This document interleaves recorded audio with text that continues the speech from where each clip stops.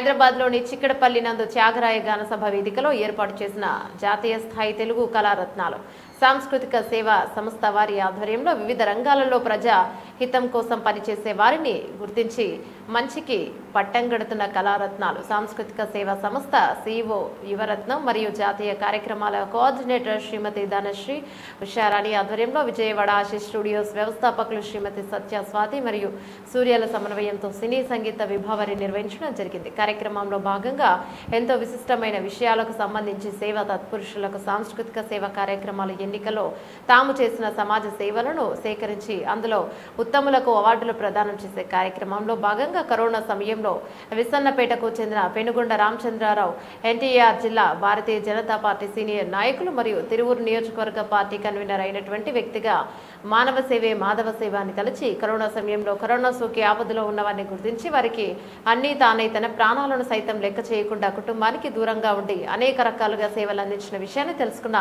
తెలుగు కళారత్నాలు సాంస్కృతిక సేవా సంస్థ CEO యువిరత్నం మరియు సర్వసభ్యుల కమిటీ వారు పెనుగొండ రామచంద్రరావుకి సేవాభూషణ్ అవార్డు సత్కరించి అవార్డుతో పాటు షీల్డ్ జ్ఞాపిక ప్రశంసా పత్రాన్ని అంగరంగ వైభవంగా జాతీయ కళారత్నాలు సాంస్కృతిక సేవా సంస్థ ద్వారా CEO యువిరత్నం చేతుల మీదుగా జాతీయ కన్వీనర్ మరియు అవార్డు కమిటీ డైరెక్టర్ శ్రీమతి ధనశ్రీ ఉషారాణి సినీ నటి శ్వేతా బస్వరాజ్ అధినేత మహారథుల సమక్షంలో సేవాభూషణ్ అవార్డు అందించడం జరిగింది. సందర్భంగా అవార్డు కమిటీ CEO యువిరత్నం మాట్లాడుతూ సహృదయాలను సరైన సత్కారం చేయడం సంతోషంగా ఉందని, అలాగే రాజకీయ నేపథ్యం ఉన్న పెనుగొండ రామచంద్రరావు కేంద్ర ప్రభుత్వం BJPలో క్రియాశీలక పాత్ర పోషిస్తున్నారని, ఇలాంటి వారికి అత్యంత ప్రతిష్టాత్మకమైన సేవాభూషణ్ అవార్డు రావడం అనేది సమంజసమని కొనియాడారు. అంతేకాకుండా కార్యక్రమంలో విశిష్ట అతిథులు, ప్రముఖ అతిథులు, సినీ ప్రముఖులు, వివిధ రంగాలలో నిష్ణాతులైన ఉన్నత హోదాలలో వారు మాట్లాడుతూ పెనుగొండకు ప్రశంసలు జల్లు కురిపించారు.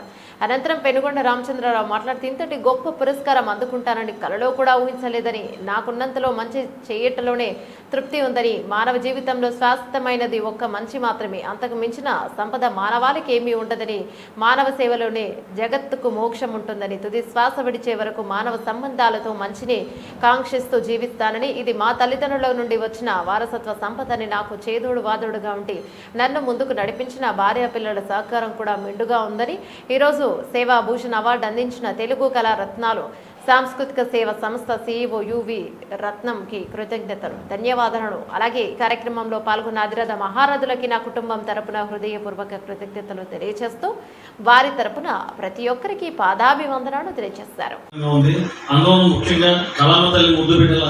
సమక్షంలో వాళ్ళ చేతుల మీదుగా తీసుకోవడం నాకు మరింత ఆనందాన్ని కలిగిస్తుంది.